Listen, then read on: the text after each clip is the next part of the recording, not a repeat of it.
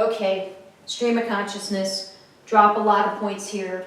At some point, this will be open to people who say, you know, what I imagine is I have these work sessions and I just take a clip, you know? Ideally, I get a string of like 4 minutes where it's like, fuck, everything just flows, and it's like, fuck, where it kind of captures the energy of this day and this moment in the character of Alyson's life, just like really well. That's the goal, to get it in 4 minutes. Somehow throughout, you know, letting it run for an hour and a half, which is roughly the time I have on my camera when I turn it on, if it's got a full battery. Let that go, have the intention of capturing 4 minutes and sharing that publicly. But having the option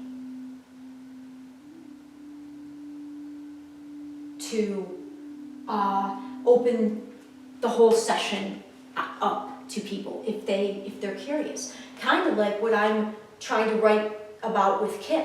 Like, I would love to witness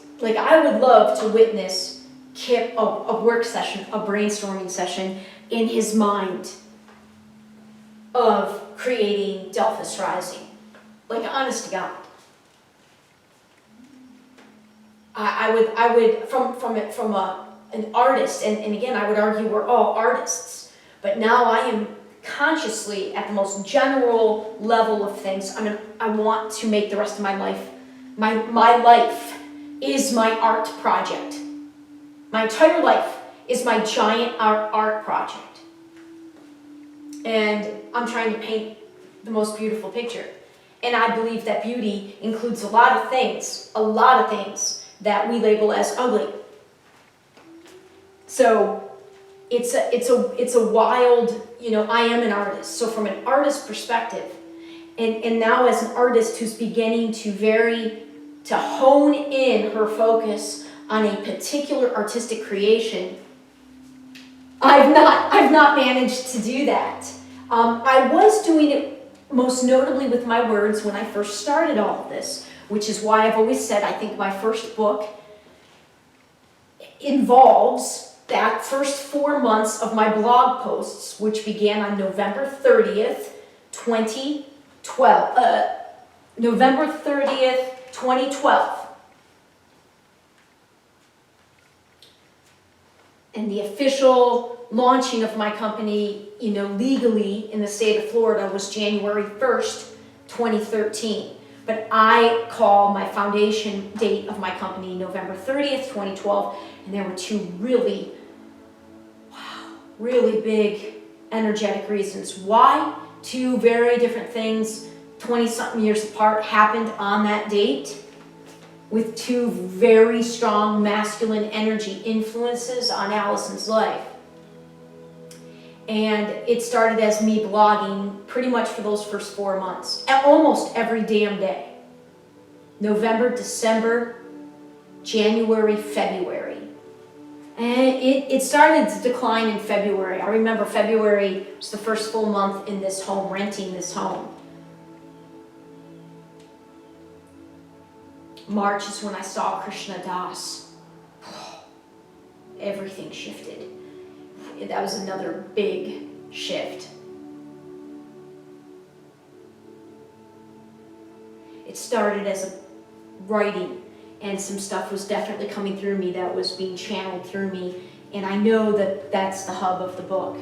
But that's how I see this. I feel like it's literally not just, it's me, you're in my head. I go, like, that's my head. I always say, if you ever saw Russell Crowe in A Beautiful Mind, and at one point in one scene they come across this room, his office, or a room that he occupied for I think it was his home office or something, and it was like, you know, disturbingly, everything had papers and writing and words and, you know, like that's my mind. But for me, I know to others it's sort of crazy, but I love my mind. because my mind is now fully engaged, and arguably it's been following the lead of my heart every single day of this life. But our systems, once I graduated college, I didn't feel like I had a world where I could do that, where I could use my extremely powerful mind in a way where clearly heart was leading, not mind.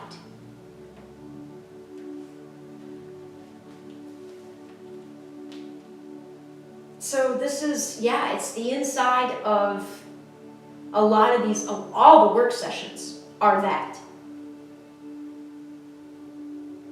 And the time is fast approaching where I am going to have some honed in examples of this energy that is still not even begun to really come out of me.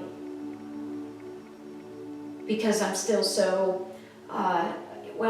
again, bouncing, I know, but this takes me to really why I turned the camera on.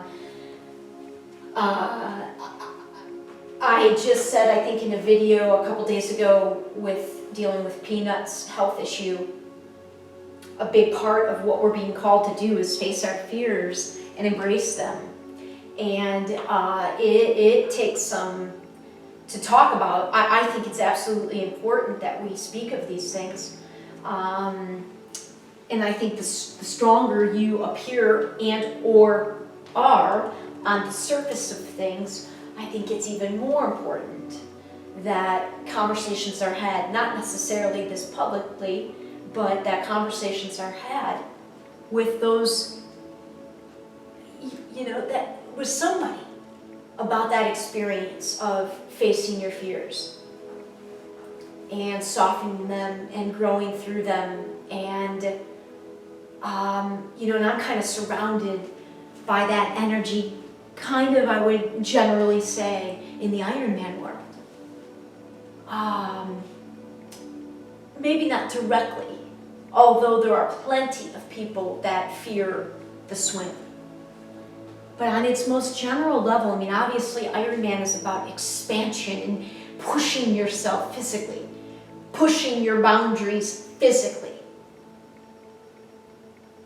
I'm at that same frequency, if you will, but I feel I'm in that world to be that same frequency coming through, pushing ourselves emotionally and spiritually to balance out the mental and physical of the Ironman world.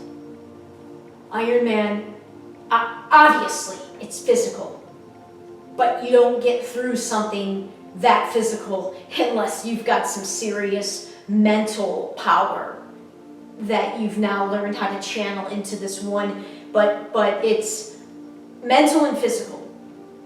But the other side of being a human being is emotional and spiritual, because even to be an atheist is it's the lack of a spiritual belief. It's a choice and a belief. So the spiritual and emotional lack, or spiritual or lack thereof, and the emotional components of a human being are equally as important as the mental and the physical, but we're out of balance. And I believe that is why I fell into that Ironman world, because I didn't go looking for it. And that brings me back to the basketball scholarship. When I had my awakening, one of the first things when I did my life review, which is sort of a big part of the awakening process, is your life review, this life. And you see and connect your own dots of seeing exactly why this happened, which led to this, which led to this, which led to this. And you're like, holy cow. Undeniable that there's a soul plan. And then when you begin to consciously understand that part of the evolution and the awakening is to clearly spirit was in control there and you didn't even know it. A lot of us we're not even aware of it. the next step in the evolution scale, if you will, is to co-create with that. Which is so tricky because you have to do it through your ego. So you still have to make choices in free will through your characters, through your ego. And somebody's words can say that they're coming from love and trust and all these good things, but once you really get out there, if you start engaging in things, and like, because I was naive, I didn't want to believe, and I definitely hadn't experienced yet the extent to which people's words were not what they were living. And that sort of brings me back to the whole alignment and agreement. It's alignment. You just got to live what you say. That's it. Walk your own walk. But walk the walk. Don't say something and live something else. And then if you're powerful with your persuasion, and then if you're a pretty face, that can trick some people for a really long time. And I don't believe in judgment. Those things are absolutely necessary. I feel that if you're going to describe anything as right and wrong in any sort of way, it simply comes down to agreement. Are all parties aware?